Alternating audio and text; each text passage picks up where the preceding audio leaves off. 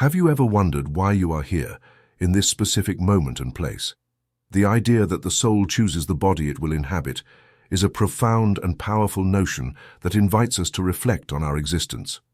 Today, we will explore the meaning behind this choice and how each experience, every challenge, and each joy we encounter contributes to our spiritual growth.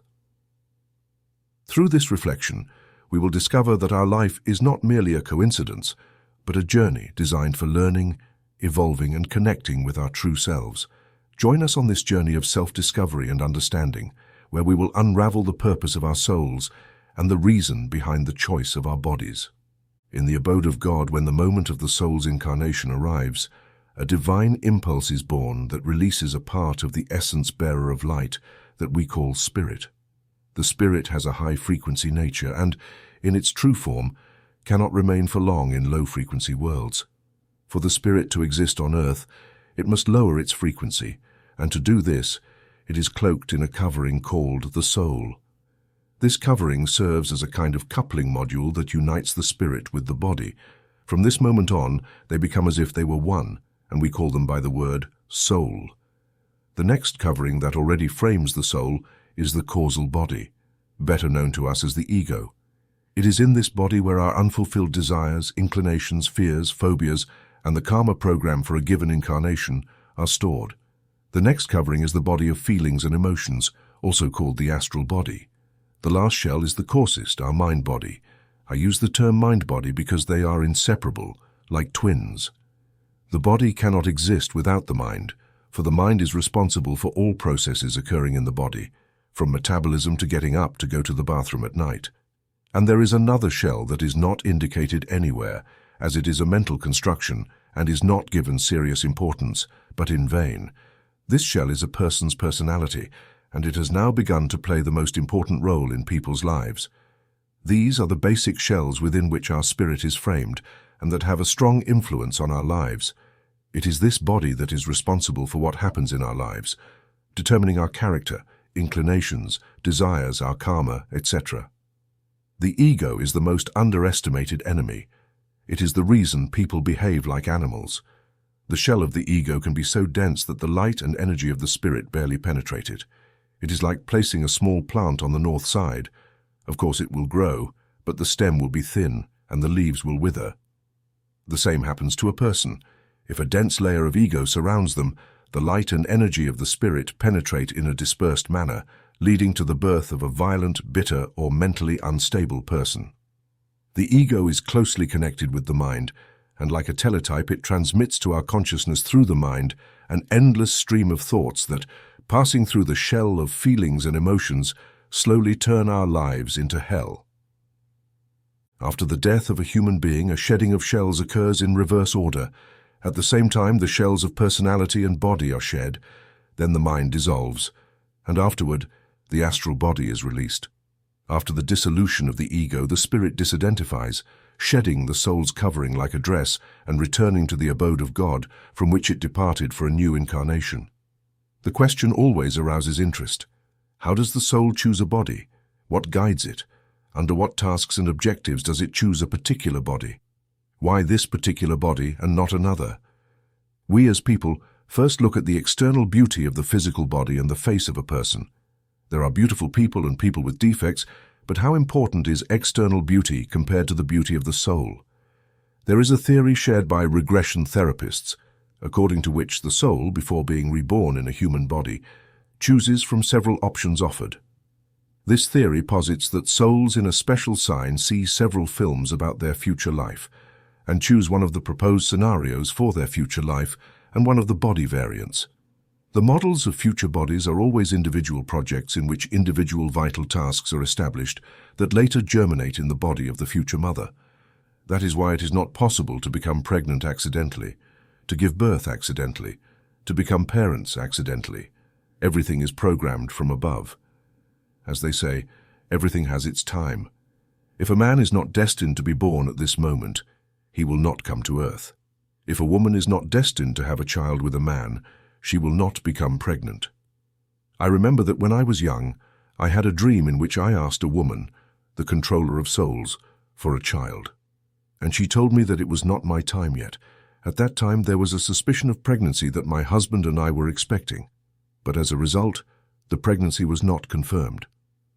A few years later, when my husband and I were already desperate, I became pregnant easily and gave birth to a child. I learned about this future pregnancy through a dream. In the dream, my husband, I, and 3 other couples were sitting at a large table eating fish dishes. When I woke up, I knew for certain that soon the pregnancy test would show the precious 2 lines. And so it was. In the design stage of a future home for the soul, the unapproved lessons from past lives, fateful encounters, karmic tasks, unpaid debts are immediately placed in the life program of the future parents and the new individuals. Thus, upon birth, a newborn already has karmic debts from past lives that they have not worked out and have not completed in previous lives. And taking this into account, souls are selected for models of future bodies. There are various models of bodies to choose from, and the soul can select for its incarnation the one it likes best. They can be male bodies, female bodies, bodies of children who will die prematurely, or those who will not be born due to the mother's failed abortion.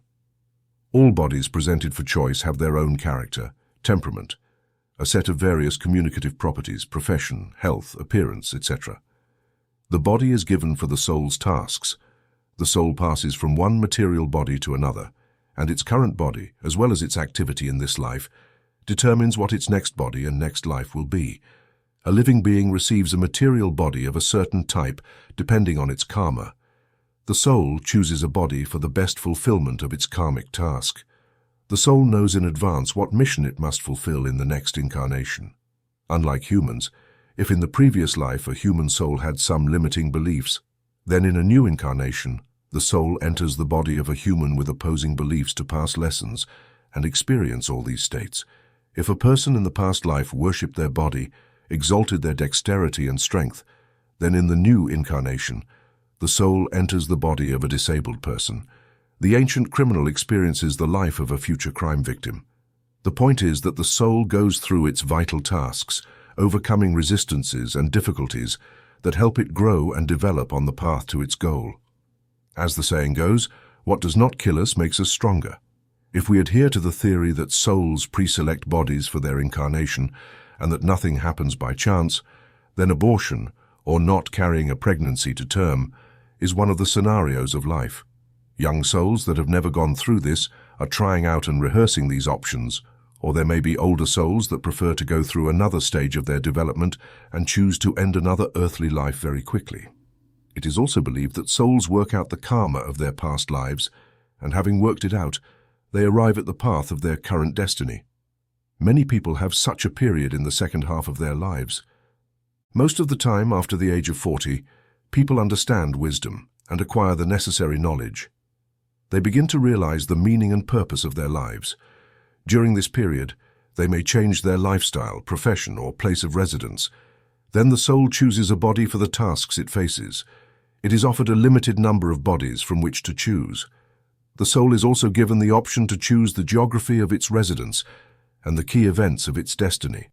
Thus, everything that happens to you in your present life, your place of residence, character, position, and material component, is predetermined even before your birth.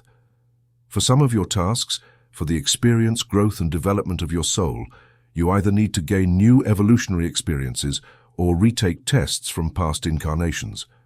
Therefore, complaints about life, about the homeland, about the environment, about family are foolish and unfounded.